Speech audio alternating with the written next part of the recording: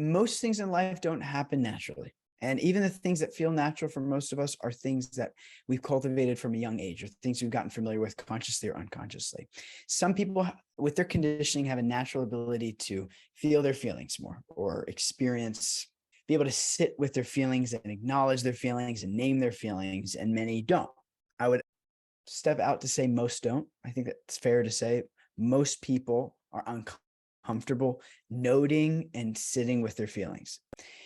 So in terms of how to overcome this, it's like any other practice where you have to, we keep bringing in the 3 C's. I like it. I don't know why it's just come back up recently in my coaching, but the 3 C's of, catch it, check it, change it.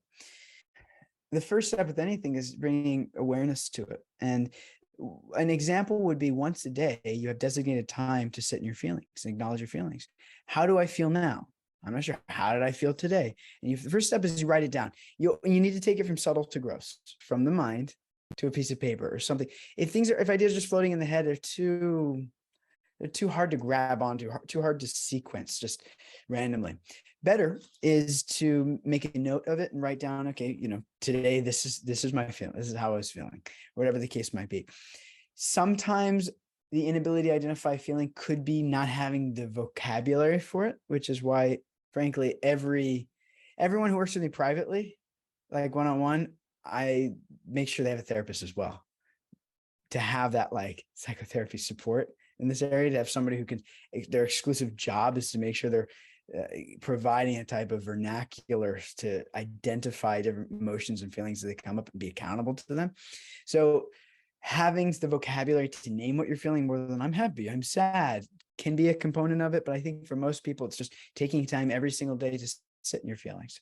And like, what am I feeling right now? Write it down. So again, you've got the vocabulary, improving your vocabulary to learn it. It's potentially there. Taking some time every single day to sit in it and feel it and name it, which is a practice. And then also getting someone to be accountable to, like a therapist. I think that's one of the most beneficial investments in someone's life, is having a qualified therapist, someone that you could just say anything to at any time in any way as a release, and they're going to help you identify your particular patterns.